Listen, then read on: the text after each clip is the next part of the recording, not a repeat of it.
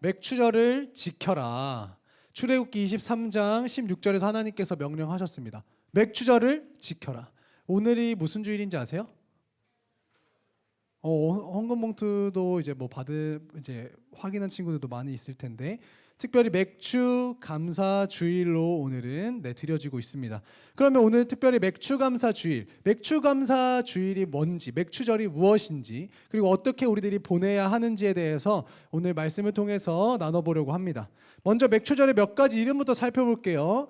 오늘 조금 헷갈릴 수 있으니까 정신을 바짝 차리고 잘 따라와 보세요. 맥추절은요, 먼저 맥추절이라고 합니다. 이렇게 한 이유가 있어요. 맥추절을 맥추절이라고 해요. 출애굽기 23장 16절에 맥추절을 지켜라 라고 하죠. 이 맥추절은 그럼 무엇이냐 라는 거죠. 맥추절은요, 이런 거예요. 보리로 하나님 앞에 제사를 드리는 절기입니다. 보리. 그래서 보리를 대맥이라고 하고 밀을 특별히 소맥이라고 합니다. 그래서 보리를 추수하고 지키는 절기이기 때문에 맥추절이라고 하는 거예요. 그래서 맥콜 이런 거 할 때 맥 있잖아요. 그게 보리 맥자거든요. 맥. 그래서 맥추절이라고 합니다. 하나님께서는요, 이스라엘 백성들에게 말씀하셨어요. 첫 태생이나 처음 난 곡식을 거두면 그건 하나님께 드려라 라고 말씀을 하셨단 말이에요. 그래서 이스라엘 백성들은요, 짐승의 첫 번째 새끼나 첫 번째로 얻은 소산물 같은 경우는 하나님께 드렸단 말이에요. 당시 이스라엘 백성들이 이스라엘에서 생산되는 중요한 소산물은 7가지 정도가 있었습니다. 보리, 밀, 포도, 무화과, 올리브, 석류, 종려, 이런 식으로 총 7가지가 주요적으로 나고 있었는데요. 그 중에서 가장 먼저 추수되는 게 바로 보리였어요. 보리. 그래서 보리의 첫 열매로 하나님 앞에 제사를 드리게 된 겁니다. 그 절기를 보리맥 추절이라고 합니다. 그러니까 이 맥추절은요, 농사적인 관점에서 지키는 절기인 거죠. 자, 첫 번째 맥추절은 맥추절이고요. 두 번째 맥추절은 초실절이라고 부르기도 합니다. 초실절. 이제부터 슬슬 헷갈릴 수가 있어요. 이 초실절이라는 말은요, 처음 열매로 하나님께 드리는 절기다라는 거를 초실절이라 그래요. 이스라엘 땅에서 가장 먼저 나는 작물이 뭐라 그랬죠? 보리. 알고 있는데 대답 안 하는 거죠? 보리라고 했습니다. 그래서 처음 난 걸로 제사를 드리는데 처음 난 게 뭐냐? 보리였어요. 보리. 그래서 이제 초실절을 맥추절이라고도 하는 겁니다. 보세요. 처음 열매를 초실이라 그래요. 처음 열매를 초실. 그래서 이 초실로 제사를 드리니까 초실절이라고도 하는 거고요. 그 처음 열매가 보리이기 때문에 맥추절이라고도 하는 겁니다. 이해되셨죠? 네? 오케이. 이해가 안 되면 헷갈릴까 봐 목사님 자꾸 묻게 돼요, 오늘은. 그래서 초실절이랑 맥추절은 같은 말이에요. 제일 처음에 무언가를 드리는 거, 하나님 앞에 제일 처음에 얻은 곡식을 드리는 걸 초실절이라고 하는데, 제일 처음 난 게 뭐예요? 보리. 보리로 드리는 게 뭐예요? 맥추절. 그래서 초실절과 맥추절은 같은 말이에요. 같은 말. 성경에서 다르게 쓰이고 있기 때문에 헷갈릴까 봐 이런 기회 한 번 더 알려드리는 겁니다. 그리고 이 맥추절은요, 첫 번째, 맥추절은 맥추절이다. 맥추절은 초실절이다. 그리고 맥추절은 다른 말로 칠칠절이다 라고도 합니다. 칠칠절. 왜 칠칠절이라고 부르냐 하면, 이 초실절 제사에 대해서 알게 되면 왜 맥추절을 칠칠절이라고 부르는지 알게 돼요. 설명해 드릴게요. 하나님 앞에 첫 번째로 열매를 드리는 맥추절, 그리고 다른 말로 초실절을 지키는 제사는 2가지가 있습니다. 지키는 방법 중엔 2가지가 있는데, 첫 번째는요, 성전에서 제사장이 대표성을 가지고 제사를 드리는 거고, 다른 하나는 백성 한 명이 자기가 거둔 첫 번째 열매를 가지고 제사를 드리는 거예요. 그래서 총 이렇게 2가지가 있습니다. 그래서 성전에서 제사장이 첫 번째 드리는 제사, 대표성을 띠고 드린 제사는요, 하루 안에 그냥 하루에 첫 번째 보리를 가지고 올려드리면 끝. 그래서 하루로 끝납니다. 그런데 성전에서 백성들이 너도 나도 오도록 만드는 이 시기가 바로 하루 동안에 끝나지 않아요. 예를 들면 이런 거죠. 경기도에서 나는 벼랑 충청도에서 나는 벼랑 같은 시기에 첫 번째 열매가 맺힐까요? 에? 아니죠. 듣고 있죠? 에? 오케이. 경기도에서 나는 것과 충청도에서 나는 게 다르다고. 이스라엘도 마찬가지였어요. 수많은 백성들이 수많은 지역에 이렇게 다 따로따로 살다 보니까 그 지역의 특성이나 기후나 이런 것들에 따라서 첫 번째로 난 곡식이 기간이 다른 거예요. 기간이. 그래서 그 기간을 설정을 합니다. 며칠? 49일. 그래서 이 49일 동안 언제든지 내 곡식이 첫 번째 열매가 맺히면 하나님께 와서 그걸로 제사를 드려라. 그래서 그 기간을 7일에 일주일이 7일이니까 그걸 7주를 줬다 그래서 7.7절 49일을 준 겁니다. 그래서 예를 들면 이런 거죠. 목사님의 밭에서는 오늘 딱 첫 열매가 났어요. 7월 2일 날. 그러면 가서 제사 드리는 거고. 그 다음에는 하율이네가 7월 9일 날 첫 열매가 났어요. 그럼 7월 9일 날 와서 예배를 드리는 거예요. 이 49일 안에 드리는 겁니다. 그래서 이 초실절 제사는요, 하루를 얘기해요. 초실절 제사 하루를 얘기하고 7.7절은 하루가 아니라 49일 동안 이 기간을 의미하는 말입니다. 기간. 농산물 수확하는 시기가 다르니까요. 그래서 이렇게 이스라엘 백성들은요 49일 동안 각자가 첫 열매를 맺었을 때 제사장 앞에 와서 성전 앞에 와서 하나님께 제사를 올려 드린 겁니다. 첫 열매로 제사를 드렸기 때문에 초실절, 그리고 각자 백성들이 각자 자기의 첫 열매를 드리는 기간을 49일로 줬기 때문에 77에 49, 77절이라고 부르는 겁니다. 이 초실절이자 77절은요 언제 했냐? 6월절 만찬을 먹고 나서 첫 번째 안식일 지나고 안식일 후 첫 번째 새벽에 제사장이 제사를 딱 드려요. 초실절 시작이 되는 겁니다.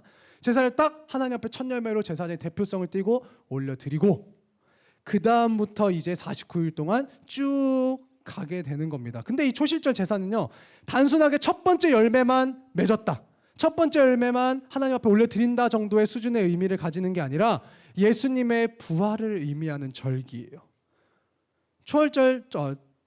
초실절 제사를 드리는 이 시간, 즉 첫 열매로 하나님께 올려드리는 이 시간은요 예수님께서 십자가에 달려 못 박히신 이후에 부활하신 것을 기념하는 절기예요. 다시 한번 생각하는 절기인 거죠. 그래서 이제 고린도전서 15장 20절에 이렇게 얘기하는 겁니다. 그리스도께서 죽은 자 가운데서 다시 살아나사 잠자는 자들의 첫 열매가 되었다라고 얘기하는 거예요. 정리하면 6월절은 예수님의 고난과 죽음을 의미하는 절기이고요. 초실절은 바로 붙어서 예수님의 부활의 첫 열매가 되시는 것을 기념하는 절기예요. 이렇게 세 가지 복습할까요? 자, 첫 번째, 이 맥추절은 첫 번째 뭐다? 맥추절이다. 두 번째 맥추절은 뭐다? 초실절이다. 그렇죠. 세 번째 맥추절은 뭐다? 77절. 오, 생각보다 잘 따라오고 있네요. 또 네 번째 맥추절을 오순절이라고도 합니다. 오순절.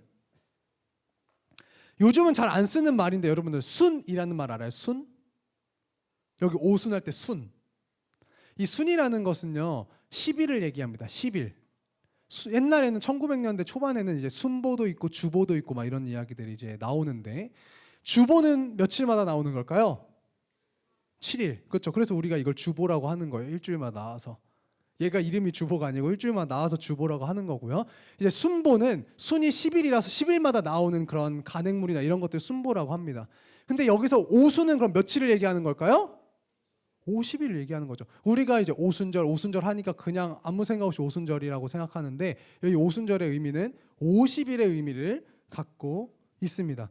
그래서 처음 열매로 제사를 드리고 제사를 드리고 여기 보이죠? 처음에 열매를 제사를 드리고 49일 동안 쭉 추수를 개인적으로 다 첫 열매를 추수를 하죠. 제사를 드립니다. 그리고 49일이 끝나면 며칠이 되는 거예요? 몇 번째 날이 되는 거예요?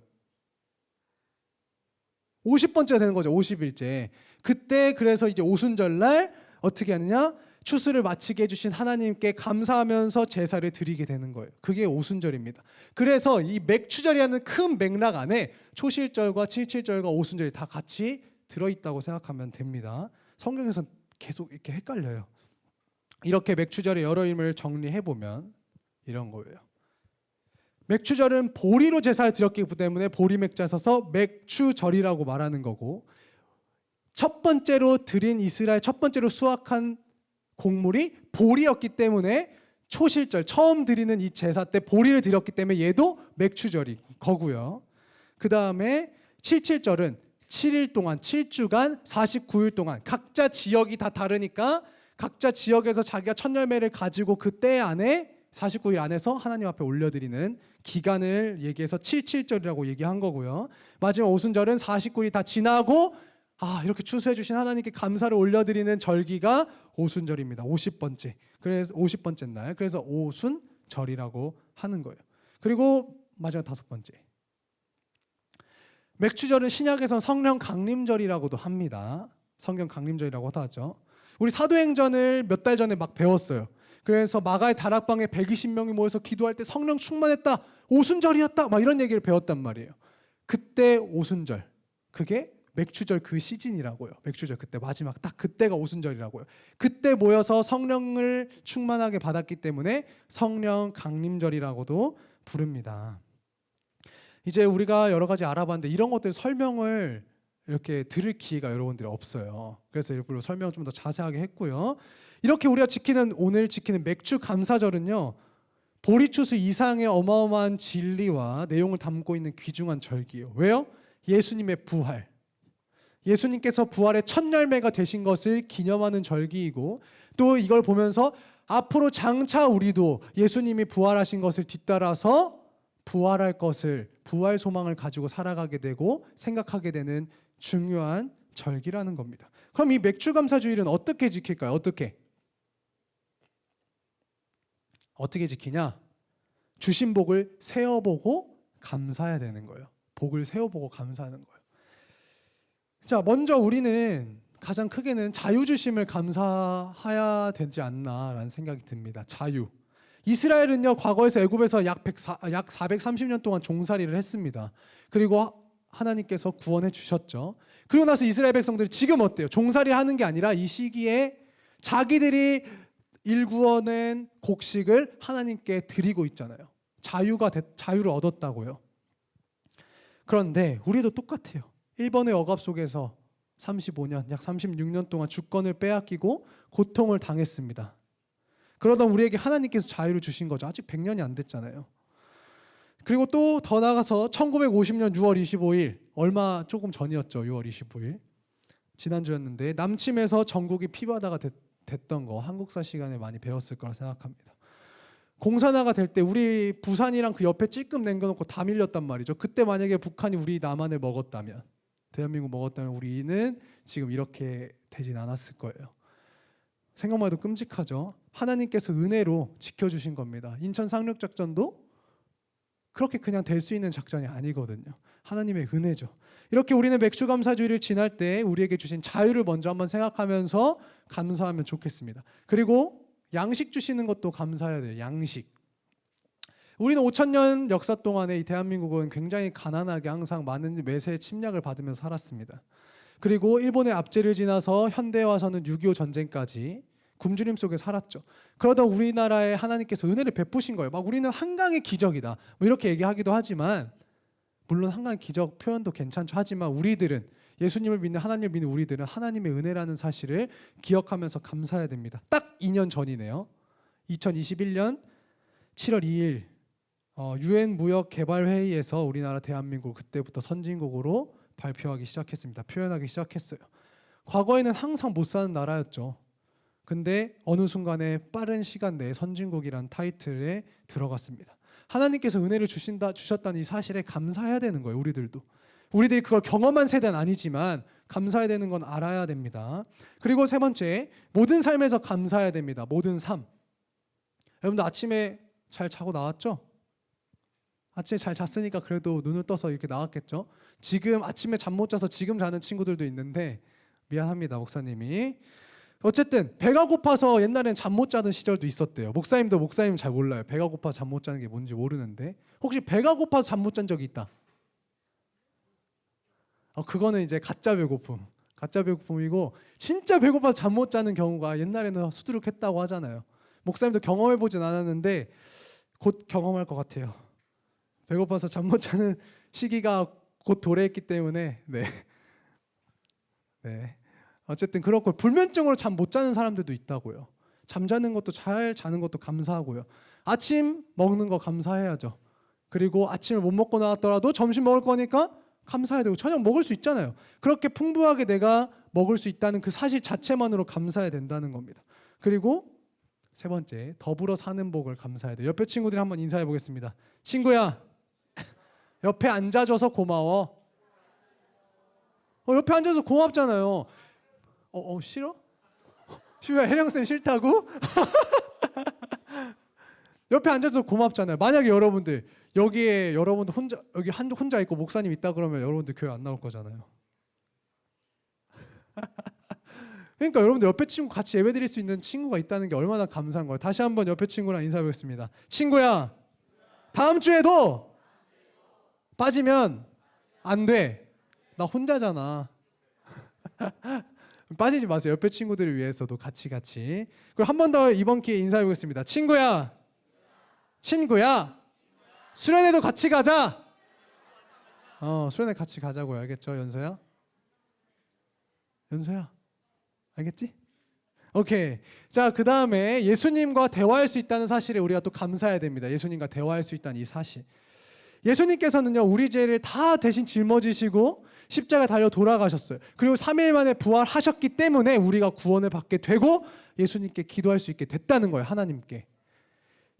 여러분들 혹시 투자의 귀재로 불리는 미국의 사업가이자 투자자로 세계적인 부호인으로 알려져 있는 워런 버핏 알고 계시나요? 들어본 적 있죠, 워런 버핏. 이 사람이요, 이분이 미국 뉴욕 맨해튼에 있는 스테이크 전문점에서 이제 버핏과 함께하는 점심 식사, 버핏과의 점심 식사라는 이 행사를 2000년 이후부터 매년 진행을 했습니다. 코로나 때 제외하고. 근데 작년 22년도에 잘 들어보세요. 작년 22년도에 한 끼 점심 식사값으로 함께 점심 먹는 걸로 식사값으로 이제 경매를 했을 때 얼마가에 낙찰됐을까요?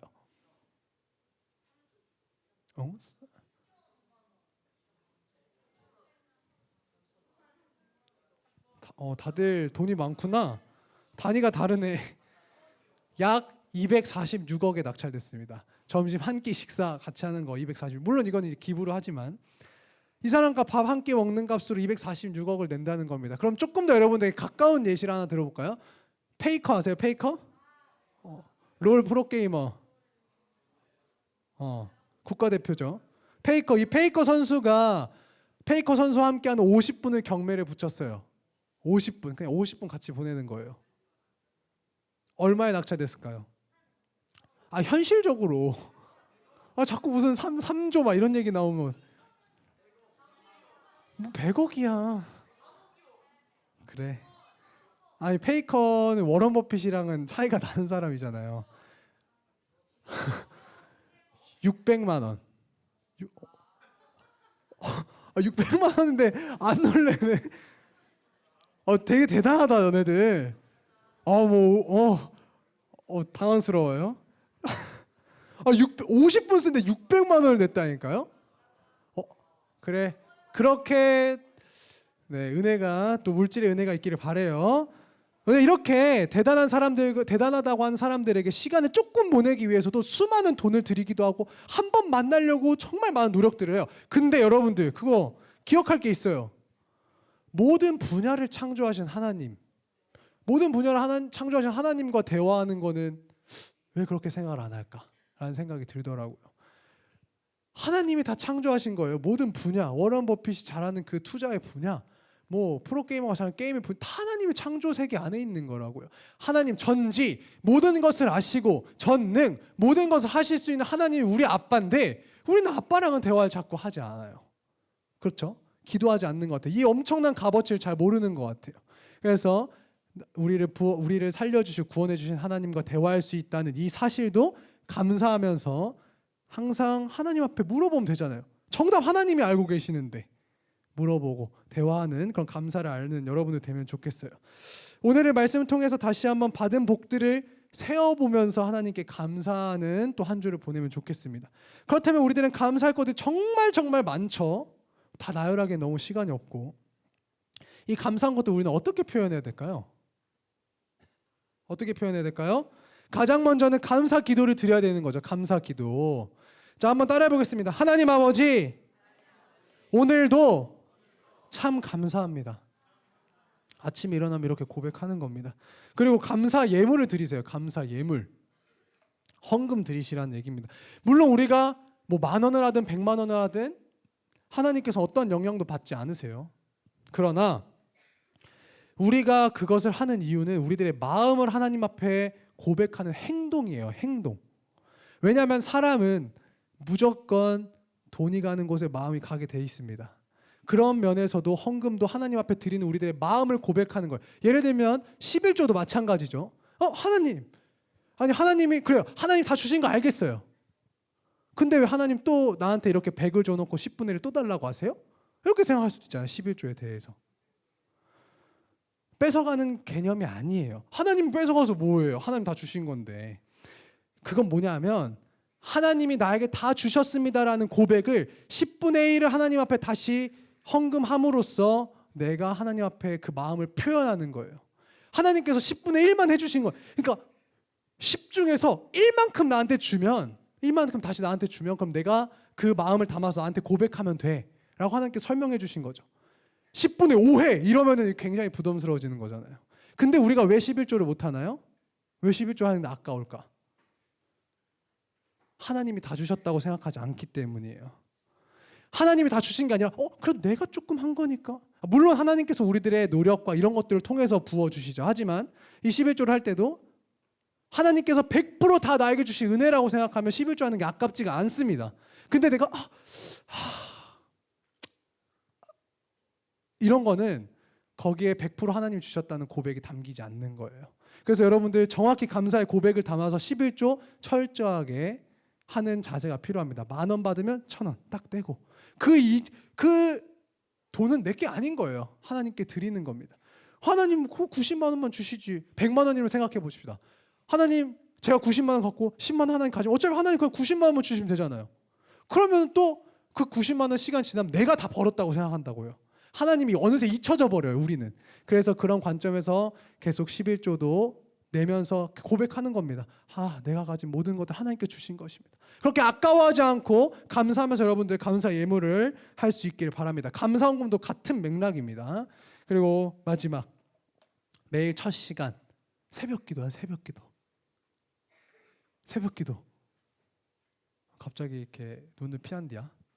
새벽기도 하세요. 새벽기도. 물론 여러분 학생 때 힘들겠지만 근데 목사님은 알아요. 목사님 학생 때 새벽기도를 한 번도 안 빠진 친구도 있었습니다. 중학교 3학년 때 아직도 기억이 나는데 네, 그렇게 한 번도 안 빠진 친구가 있었고 목사님 고등학교 때도 그랬어요. 고등학교 때 친구랑 새벽기도 경쟁이 붙어가지고 그 새벽기도 앞자리 차지하려고 이제 더 빨리 일어나고 그랬습니다. 고등학교 새벽기도 이제 기독교 학교에서 거기 학교 근처에서 새벽기도를 했는데 그런 자세가 우리들에게 감사함으로 필요하지 않나라는 생각이 듭니다. 그리고 여러분들 새벽기도가 어려워. 그래요. 어렵다고 하고 100번 양보해서 해야 되는 거. 아기습 하세요. 아기습.